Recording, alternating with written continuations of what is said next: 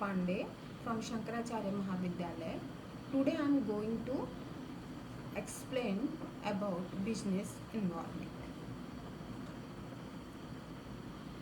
Each business organization operates in its unique environment. Environment influence businesses and also get influenced by it. No business can function free of interacting and influencing forces that are outside its peripheries.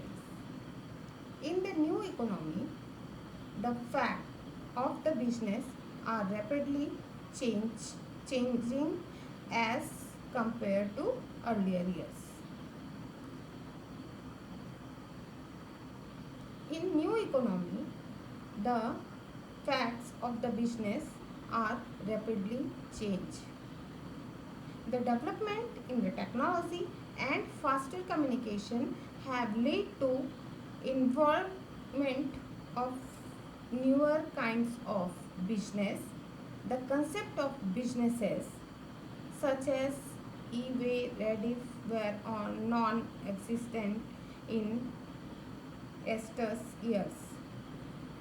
Business are conducted through internet and have today business are conducted through internet and have led to virtual shrinkings of physical boundaries between nations. So what is business? Business refers to the state of being busy for an individual, group, organization or society. This term interpreted as one's regular occupation or profession.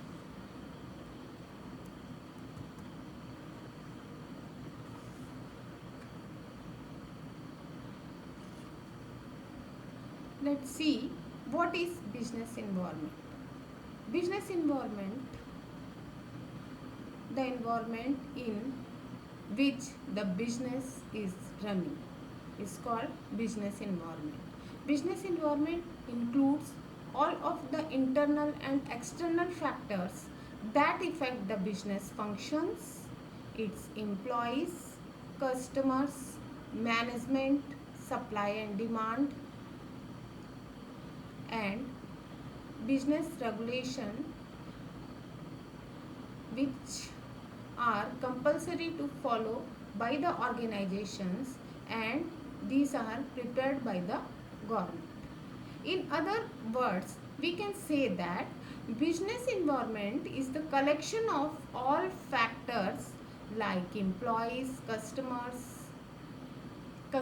needs and expectations, supply and demand, management, suppliers, owners, government rules, change in technology, social and market trends, economic changes, etc. These factors affect the functions of a business organization and show that how an organization works.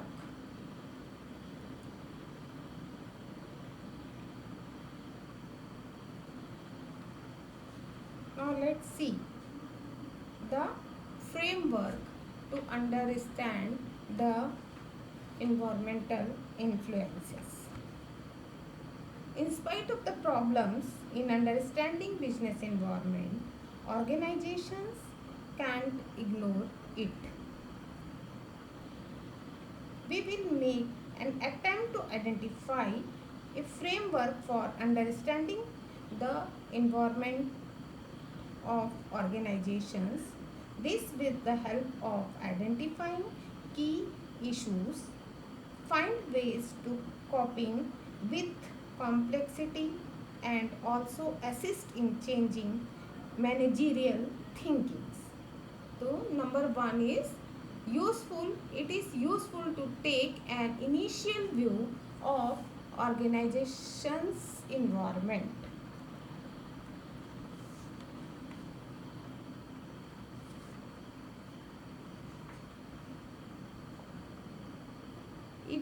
Is it simple or complex? This helps in deciding what focus the rest of the analysis is to take. Second, the next step is might be auditing of environment influences. Here the aim is to identify which of the many different environmental influences are likely to affect the organization's development or organization's performance. This is done by considering the way which political, economic, social and technological influences have a bearing on organizations.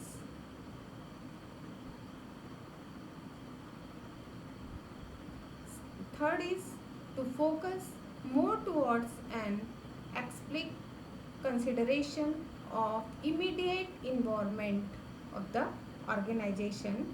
This is final step, to focus more towards an explicit consideration of immediate environment of the organization. For example, competitive arena in which the organization operates.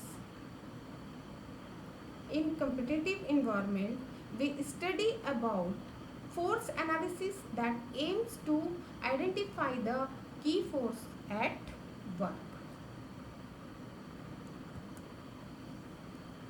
Characteristics of business environment. Let's see what are the characteristics of business environment. First one is environment is complex. In Hindi we can say that वातावरण जटिल प्रकृति का होता है. व्यवसायिक वातावरण जो होता है वो जटिल प्रकृति का होता है. So the environment consists of a number of factors, events, conditions and influences arising from the different sources. All these do not exist in isolation but interact with each other to create entirely new set of influences.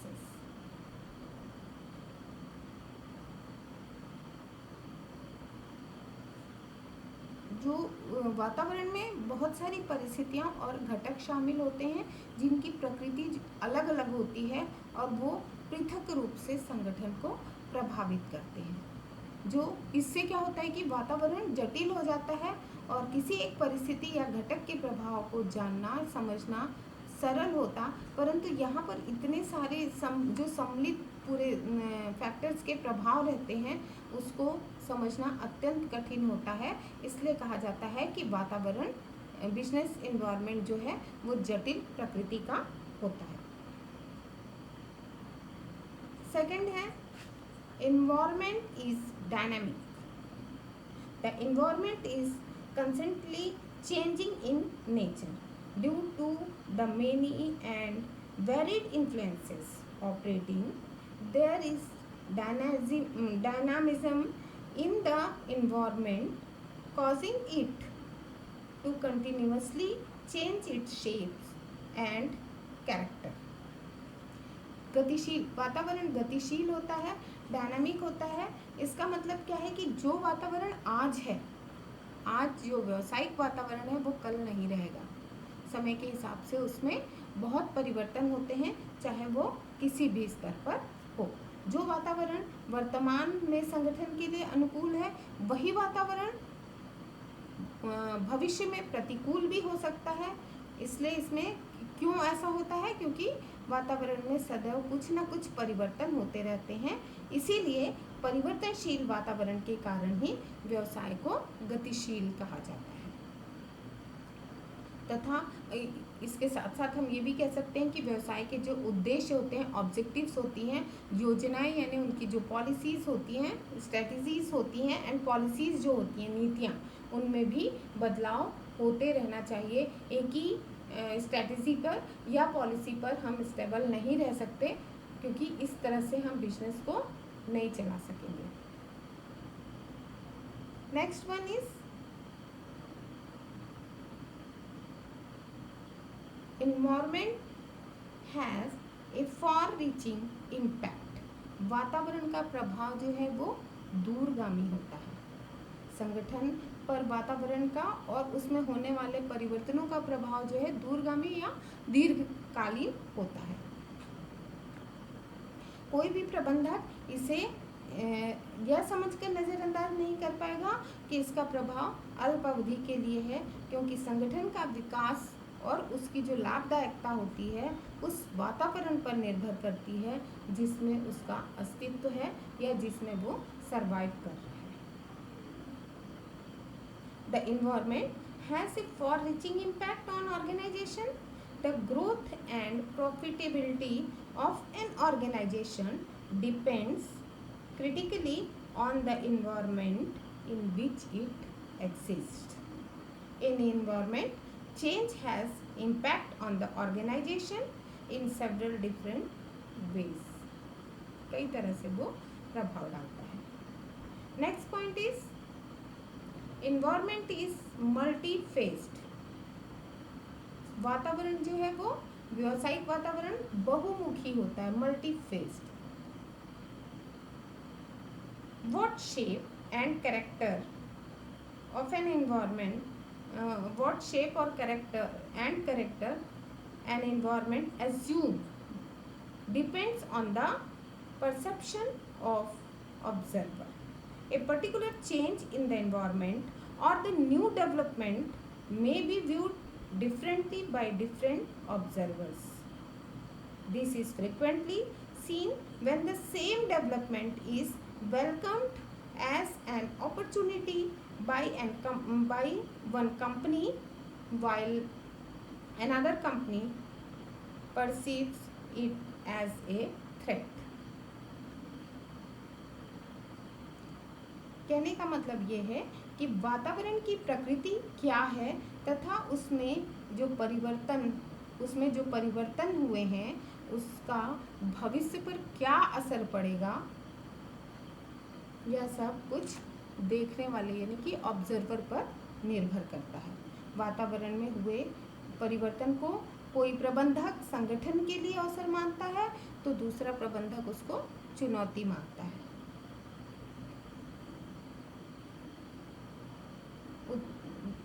उदाहरण के लिए हम ऐसा कह सकते हैं कि जब कोई एक वस्तु या चित्र दो लोगों को दिखाए जाते हैं तो दोनों व्यक्तियों का जो परसेप्शन होता है वो अलग अलग हो सकता है। जैसे कि एक ग्लास में आधा पानी है, उसको दो व्यक्तियों को आधा भरा हुआ है तो उसको दो व्यक्तियों को दिखाया जाएगा, तो हो सकता है कि उनमें से एक व्यक्ति ये बोले कि ग्लास जो है वो आधा भरा हुआ है और दूसरा व्यक्ति ये बोले कि ग्लास आधा खाली है।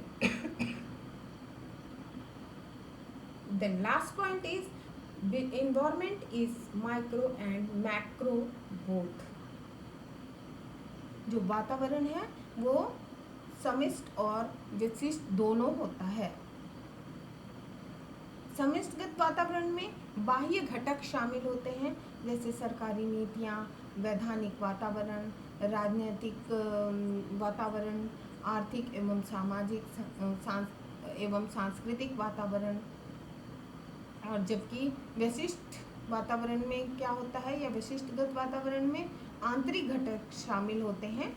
ये याद रखिएगा। आंतरिक घटक में क्या क्या आता है, जैसे व्यवसाय का लक्ष्य, उद्देश्य, व्यवसाय की नीतियाँ, प्रबंध प्रणाली आदि। जो व्यावसायिक वातावरण है वो जटिल होता है, गतिशील होता है, बहुमुखी होता है और इसका जो प्रभाव है वो दूरगामी होता है। इसीलिए इसको अच्छे से समझना बहुत ही अनिवार्य है।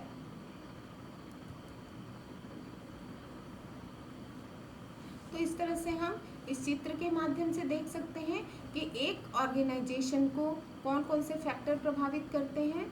उसमें क्या क्या हो सकता है, पॉलिटिकल फैक्टर्स, राजनीतिक घटक, economic factors, social factors, technical factors, environmental factors and legal factors. ये सारे फैक्टर्स अपनी अपनी तरह से उस ऑर्गेनाइजेशन को प्रभावित करते हैं जिसमें वो सरवाइव करता है, और यही वातावरण का निर्माण करते हैं। Let's see importance of the business environment. This picture shows the importance of business environment. First one is make business dynamic and flexible.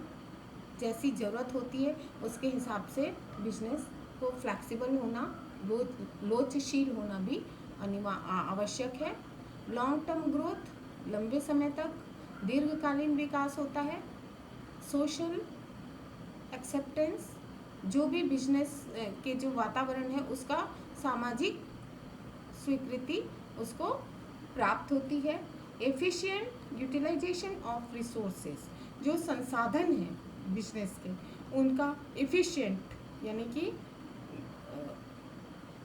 Efficient उनका उपयोग, रिसोर्सेज का, संसाधनों का किया जाए, अधिकतम उपयोग।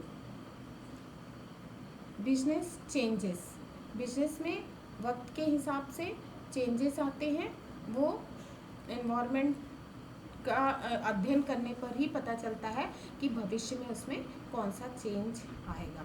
Threats detected, strength, weakness, opportunities and threats. That means कि बिजनेस इन्वायरमेंट जो है उसका शॉर्ट एनालिसिस, शॉर्ट विश्लेषण किया जाता है, और जो बाह्य वातावरण के वे सभी घटक शामिल होते हैं शॉर्ट विश्लेषण में जो संगठन के बाहर होते हैं तथा जिन पर संगठन का कोई नियंत्रण नहीं होता है।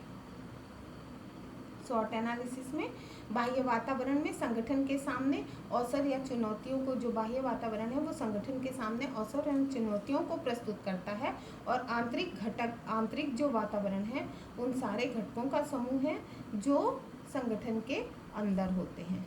तो शक्ति संगठन की वो क्षमता होती है, कैपेसिटी, स्ट्रेंथ होती है जिससे संगठन व्यूहरचनात्मक लाभ प्राप्त कर सकता है। कमजोरी या क्षीणता, वीकनेस, ये कमजोरी संगठन की वह दुर्बलता है जो व्यूहरचनात्मक लाभ प्राप्त करने के लिए रास्ते का रोड़ा बनती है। तीसरा है अवसर या अपॉर्चुनिटीज, इसको सबको डिटेक्ट करना पड़ता है।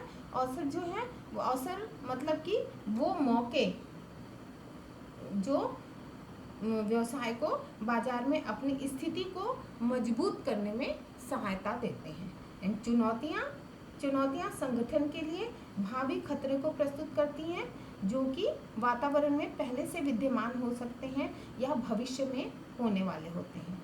चुनौती जोखिम को, रिस्क को जन्म देती है, और बाजार में नई मजबूत प्रतिस्पर्धात्मक फर्म अगर प्रवेश करती है तो यहाँ पर चुनौती हो जाती है कि उस प्रतिस्पर्धात्मक, जो उसकी प्रतिस्पर्धी है, उससे उस बिजनेस को आगे निकलना है, तो ये चुनौती है। तो इस तरह से शॉर्ट एनालिसिस की जो किया जाता है उससे आंतरिक और बाह्य वातावरण के द्वारा पूरा बिजनेस इन्वायरमेंट, यही दो मुख्य इसके घटक हैं, और इससे पूरा बिजनेस इन्वायरमेंट प्रभावित होता है। तो आज के लिए इतना ही काफ़ी है। थैंक्स।